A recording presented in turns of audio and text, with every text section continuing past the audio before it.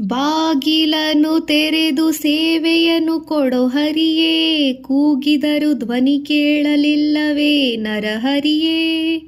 ಸಮಯ ಸಮಯ ಉಂಟೆ ಭಕ್ತವತ್ಸಲ ನಿನಗೆ, ಕಮಲಾಕ್ಷ ಕಾಗಿನೆಲೆ ಕೇಶವನೇ.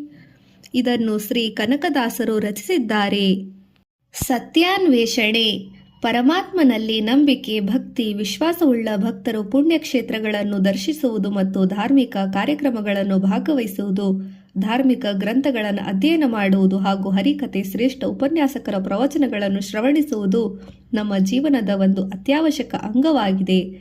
ಈ ಸಂದರ್ಭದಲ್ಲಿ ಬಹಳ ಕಾಲದಿಂದ ಕಾಯುತ್ತಿದ್ದ ಮಾನವ ಜನ್ಮದ ಪ್ರಾಪ್ತಿಯ ಬಗ್ಗೆ ತಿಳಿದುಕೊಳ್ಳುವ ಸುಯೋಗ ಪ್ರಾಪ್ತಿಯಾಗುತ್ತದೆ. ಪ್ರತಿಯೊಬ್ಬ ಜೀವಾತ್ಮನಿಗೂ ಉತ್ಕೃಷ್ಟವಾದ ಹಾಗೂ ಅತಿ ಅಮೂಲ್ಯವಾದ ಮಾನವ ಜನ್ಮವು ಪರಮಾತ್ಮನ ಕೃಪೆಯಿಂದ ಪಾರಿತೋಷಕವಾಗಿ ಲಭ್ಯವಾಗುತ್ತದೆ. ಯಾವ ಜೀವಾತ್ಮನು ಕಾಲಚಕ್ರದ ಯಾತನಾಕಾರವಾದ 84 ಲಕ್ಷ ಯೋನಿಗಳಲ್ಲಿ ಅಲೆದಾಡಿದ ನಂತರ ಜೀವಾತ್ಮರನ್ನು ಅತಿಯಾಗಿ ಪ್ರೀತಿಸುವ ಆ ಪರಮಾತ್ಮನು ನಿಸ್ವಾರ್ಥತೆಯಿಂದಲೂ ಕರುಣೆಯಿಂದಲೂ ದಯಾದೃಷ್ಟಿಯಿಂದಲೂ ಮಾನವ ಶರೀರವನ್ನು ದಯಪಾಲಿಸುತ್ತಾನೆ. ಹಿಂದಿನ ಜನ್ಮದಲ್ಲಿ ಒಂದೇ ಭಾವದ ಪುಣ್ಯ ಮಾಡಿ ಇಂದು ನರಜನ್ಮದೊಳು ಹುಟ್ಟಿರಪ್ಪ ಇರುವೆ 84 ಲಕ್ಷ ಯೋನಿ ತಿರುಗಿ ಅರುವಿನ ಪಂಚಾಕ್ಷರಿ ನೀವು ಬಂದಿರಪ್ಪಯ್ಯ ಧರೆಯೋಳು. ಏಕೆಂದರೆ ಸುವರ್ಣ ಸುಯೋಗದಿಂದ ದೊರಕಿರುವ ಈ ಮಾನವ ಜನ್ಮದಲ್ಲಿ ಭಗವಂತನ ಸಾಕ್ಷಾತ್ಕಾರವು ಸಾಧ್ಯ. ಆದರೆ ಮಾನವನಾಗಿದ್ದರೂ ಸದ್ಗುರುವಿನ ಕೃಪೆ ಇಲ್ಲದೆ ಪರಮಾತ್ಮನ ಸಾಕ್ಷಾತ್ಕಾರವು ಅಸಾಧ್ಯ. ಆದ್ದರಿಂದ ಸದ್ಗುರುವಿನಲ್ಲಿ ಶರಣಾದ ಜೀವಾತ್ಮರಿಗೆ ದೈವ ಕೃಪೆಯಿಂದ, ಗುರುಕೃಪೆಯಿಂದ ಮನುಷ್ಯ ಜನ್ಮಕ್ಕೆ ಸಾರ್ಥಕವಾಗುತ್ತದೆ. ಮನುಜ ಜನ್ಮ ದುರ್ಲಭವಿದೆ, ಮಾಧವನ ಕೃಪೆಯಿಂದಲೇ ಬಂದಿದೆ ಎಂದು ಪುರಂದರದಾಸರು ಹೇಳಿದ್ದಾರೆ. ಇಂತಹ ಪವಿತ್ರವಾದ, ಅಮೂಲ್ಯವಾದ ಮತ್ತು ಅತ್ಯಂತ ದುರ್ಲಭವಾದ ಈ ಮಾನವ ಜನ್ಮ ಶ್ರೀ ಗುರುಗಳ ಕೃಪೆಯಿಂದ ಪ್ರಾಪ್ತಿಯಾಗಿದೆ ಹೊರತು ಅದಕ್ಕೆ ಬೆಲೆ ಕಟ್ಟಲಿಕ್ಕಾಗಲಿಲ್ಲ ಅಥವಾ ಬೆಲೆ ಕೊಟ್ಟು ಕೊಳ್ಳಲಿಕ್ಕಾಗಲು ಸಾಧ್ಯವಿಲ್ಲ. ಸದ್ಗುರುವಿನ ಚರಣಕಮಲಗಳಲ್ಲಿ ಸಂಪೂರ್ಣ ಶರಣಾದಾಗ ಮಾತ್ರ ಮಾನವ ಜನ್ಮ ಸಾರ್ಥಕತೆಯನ್ನು ಪಡೆಯುತ್ತದೆ. ಮಾನವನು ಎಷ್ಟೇ ಶಕ್ತಿಶಾಗಲಿ ಅಶಕ್ತನಾಗಲಿ ಶ್ರೀ ಗುರುದೇವರ ಪಾದಾರವಿಂದಗಳನ್ನು ಆಶ್ರಯಿಸಿದರೆ ಮಾತ್ರ ಅವರ ಜನ್ಮ ಸಾರ್ಥಕತೆಯನ್ನು ಪಡೆಯುತ್ತದೆ ಮತ್ತು ಗುರುದೇವರು ದೊರೆತ ಫಲದಿಂದ ಮುಕ್ತಿ ಮೋಕ್ಷ ದೊರೆಯುತ್ತದೆ. ಯಾವ ರೀತಿ ಎಂದರೆ, ಹುಟ್ಟು ಕುರುಡನು ಹೇಗೆ ಬಣ್ಣವನ್ನು ಗುರುತಿಸಲಾರನು, ಕಿವುಡನು ಹೇಗೆ ಸಂಗೀತವನ್ನು ಸುಶ್ರಾವ್ಯವನ್ನು ಆಲಿಸಲಾರನು ಮತ್ತು ಮೂಕನು ಹೇಗೆ ತನ್ನ ಭಾವನೆಗಳ ಶಬ್ದಗಳಿಂದ ವ್ಯಕ್ತಪಡಿಸಲಾರನು, ಹಾಗೆ ಯಾವ ವ್ಯಕ್ತಿಯೇ ಆಗಲಿ ಸದ್ಗುರುವಿಲ್ಲದೆ ಬ್ರಹ್ಮಜ್ಞಾನವನ್ನು ಹುಡುಕಿ ಪಡೆಯಬಹುದೆಂದು ಅಸಾಧ್ಯದ ಮಾತು. ಶ್ರೀ ಗುರುವಿಲ್ಲದೆ ಜ್ಞಾನವನ್ನು ಪಡೆಯಲು ಬ್ರಹ್ಮ, ನಾರದ, ಋಷಿ, ವ್ಯಾಸರಿಂದಲೇ ಸಾಧ್ಯವಾಗಲಿಲ್ಲ. ಆದುದರಿಂದ ಸದ್ಗುರುವಿನ ಕೃಪೆ ಇಲ್ಲದೆ ಈ ಭವಸಾಗರವನ್ನು ದಾಟಲು ಹರಿಹರ ಬ್ರಹ್ಮಾದಿಗಳಿಗೂ ಸಹ ಸಾಧ್ಯವೇ ಇಲ್ಲ ಎಂದಿದ್ದಾರೆ. ನಿಜವಾದ ವಿದ್ಯೆಯು ಶ್ರೀ ಗುರುವಿನ ವದನದಲ್ಲಿ ನೆಲೆಸಿದೆ. ಈ ತ್ರೈಲೋಕ್ಯದ ದೇವತೆಗಳು, ಋಷಿಗಳು, ಪಿತೃಗಳು, ಮಾನವರು ಯಾರೇ ಆಗಲಿ ಅದನ್ನು ಗುರುಭಕ್ತಿಯಿಂದಲೇ ಪಡೆಯಬೇಕು. ಇಂತಹ ಭಕ್ತಿ ಪ್ರಾಪ್ತವಾಗಬೇಕಾದರೆ ಸಂತ ಮಹಾಪುರುಷರ ಕೃಪೆಯಿಲ್ಲದೆ ಸಾಧ್ಯವಾಗಲಾರದು ಎಂದು ಶ್ರೀಮದ್ ಭಗವದ್ಗೀತೆಯಲ್ಲಿ ಶ್ರೀಕೃಷ್ಣ ಪರಮಾತ್ಮನನ್ನು ಅರ್ಜುನನಿಗೆ ಜ್ಞಾನಯೋಗದಲ್ಲಿ ಉಪದೇಶಿಸಿದ್ದಾನೆ. ಆ ಜ್ಞಾನವನ್ನು ನೀನು ತತ್ವದರ್ಶಿಯಾಗಿ ಜ್ಞಾನಿಗಳ ಬಳಿಗೆ ಹೋಗಿ ತಿಳಿದುಕೋ. ಅವರಿಗೆ ಚೆನ್ನಾಗಿ ಶ್ರದ್ಧೆಯಿಂದ ದಂಡವತ ಪ್ರಣಾಮ ಮಾಡುವುದರಿಂದ, ಅವರ ಸೇವೆ ಮಾಡುವುದರಿಂದ ಮತ್ತು ಕಪಟತನವನ್ನು ಬಿಟ್ಟು ಸರಳತಾಪೂರ್ವಕವಾಗಿ ನಮ್ರಭಾವದಿಂದ ಪ್ರಶ್ನಿಸುವುದರಿಂದ ಪರಮಾತ್ಮ ತತ್ವವನ್ನು ಪೂರ್ಣವಾಗಿ ಅರಿತಿರುವ ಆ ಜ್ಞಾನಿಗಳು ಮಹಾತ್ಮರು ನಿನಗೆ ತತ್ವಜ್ಞಾನದ ಉಪದೇಶವನ್ನು ನೀಡುವರು.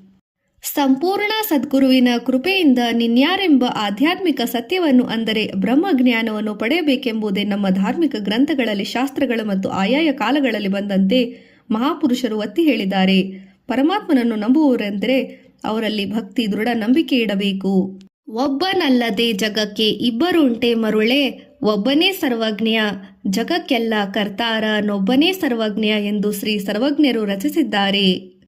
ಪರಮಾತ್ಮನ ಪರಂಜ್ಯೋತಿಯು ಅಂತರಂಗದಲ್ಲಿ ಪ್ರಕಟವಾಗುತ್ತದೋ ಅಂದಿನಿಂದ ನಿಜವಾದ ಭಕ್ತಿಯು ಆರಂಭವಾಗುತ್ತದೆ. ದಿವ್ಯ ಚಕ್ಷುವು ತೆರೆಯಲ್ಪಡುತ್ತದೆ.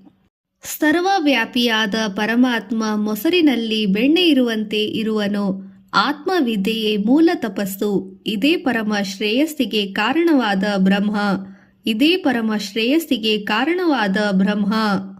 ಈ ಸೃಷ್ಟಿಯ ಅಣುವಿನಲ್ಲಿ ಸರ್ವವ್ಯಾಪಕನಾಗಿರುವ ಪ್ರಕಾಶಮಾನನಾಗಿರುವ ಪರಮಾತ್ಮ ಪರಬ್ರಹ್ಮನನ್ನು ಸಾಕ್ಷಾತ್ಕಾರ ಮಾಡಿಕೊಳ್ಳುವುದಕ್ಕಾಗಿ ಋಷಿಗಳು ಮುನಿಗಳು ತಪಸ್ಸನ್ನು ಆಚರಿಸಿ ಮಾನವ ಕುಲದ ಶ್ರೇಯಸ್ಸಿಗಾಗಿ ಅನ್ವೇಷಣೆ ಮಾಡಿದರು.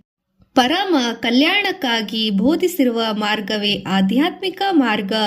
ಇದಕ್ಕೆ ಮೂಲಾಧಾರವೇ ತತ್ವವೇತ್ತರಾದ ಋಷಿಗಳಿಂದ ಹೇಳಲ್ಪಟ್ಟ ವೇದ, ವೇದಾಂಗಗಳ ಧರ್ಮಶಾಸ್ತ್ರ, ಉಪನಿಷತ್ತುಗಳು, ಪುರಾಣಗಳು, ಮಹಾಪುರುಷರ ಜೀವನ ಚರಿತ್ರೆ ಇತ್ಯಾದಿಗಳು ಈಗಿನ ಕಾಲಕ್ಕೂ ಇವೆ.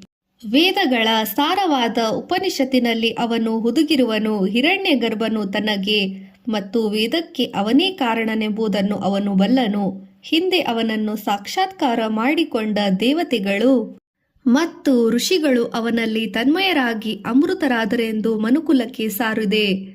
ಈ ಚರಾಚರ ಸೃಷ್ಟಿಯಲ್ಲಿ ಪ್ರತಿಯೊಂದು ಜೀವಿಯು ಪರಮಾತ್ಮನಿಂದಲೇ ಸೃಷ್ಟಿಸಲ್ಪಟ್ಟಿರುವುದು.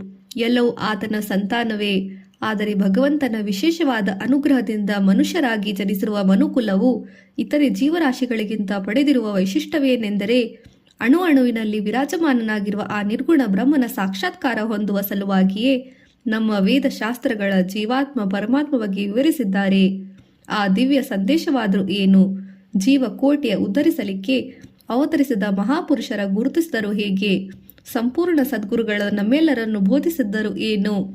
ಇಂತಹ ಪ್ರಶ್ನೆಗಳಿಗೆ ವೇದಾಂತ ಪ್ರಸಿದ್ಧ ಗ್ರಂಥ ಬ್ರಹ್ಮಸೂತ್ರ ಪರಿಹಾರವಾಗಿ ನೀಡುತ್ತದೆ.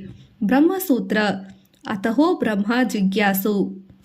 ನಾವು ಆ ಬ್ರಹ್ಮ ಸ್ವರೂಪವನ್ನು ಅರಿಯಲು ತೀವ್ರವಾದ ಜಿಜ್ಞಾಸವುಳ್ಳವರಾಗಬೇಕು. ಎಷ್ಟೋ ಜನ ಜನ್ಮಗಳಿಂದ ಪರಬ್ರಹ್ಮನ ಸಾಕ್ಷಾತ್ಕಾರಕ್ಕಾಗಿ ಹಂಬಲಿಸುತ್ತಾ ಪರಿತಪಿಸುತ್ತಿರುವ ನಮ್ಮ ಆತ್ಮಕ್ಕೆ ಪ್ರೇರಣೆಯುಳ್ಳ ಅನ್ವೇಷಣೆಯನ್ನು ಸನ್ಮಾರ್ಗದ ಅವಶ್ಯಕ ಎಂದು ಬಹಳ ಅನಿವಾರ್ಯವಾಗಿದೆ.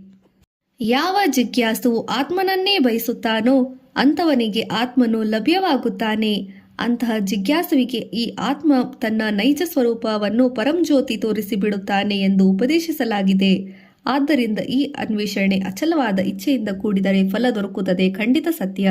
ಆದರೆ ಕುತೂಹಲ ಮಾತ್ರ ಆಗಿರಬೇಕು. ಆತ್ಮ ಜ್ಞಾನ, ಬ್ರಹ್ಮ ಜ್ಞಾನವೆಂಬ ವಿದ್ಯಮಾನವನ್ನು ಜ್ಞಾನ ದೀಕ್ಷೆ ಸಮಯದಲ್ಲಿ ದರ್ಶನ ಮಾಡಿಸುವವರು ಪರಿಪೂರ್ಣ ಸದ್ಗುರುಗಳು ಎಂಬುದಾಗಿ ನಮ್ಮ ಧಾರ್ಮಿಕ ಗ್ರಂಥಗಳಲ್ಲಿ ಉಲ್ಲೇಖಿಸಲ್ಪಟ್ಟಿದೆ. ದಿವ್ಯ ಚಕ್ಷುಗಳಿಂದ ಮಾತ್ರವೇ ಆತನನ್ನು ಕಾಣಲು ಸಾಧ್ಯ. ಒಬ್ಬ ಜಿಜ್ಞಾಸುವಿಗೆ ಕೇವಲ ಸದ್ಗುರುಗಳು ಮಾತ್ರವೇ ದಿವ್ಯ ಚಕ್ಷುವನ್ನು ಪ್ರದಾನ ಮಾಡಬಲ್ಲರು. ಪರಮಾತ್ಮನ ಪರಬ್ರಹ್ಮ ಜ್ಯೋತಿ ಅಂತರಂಗದಲ್ಲಿ ಪ್ರಕಟ ಮಾಡಿಕೊಳ್ಳಬೇಕು. ನಿಜ ಭಕ್ತಿಯನ್ನು ಪಡೆಯಬೇಕು.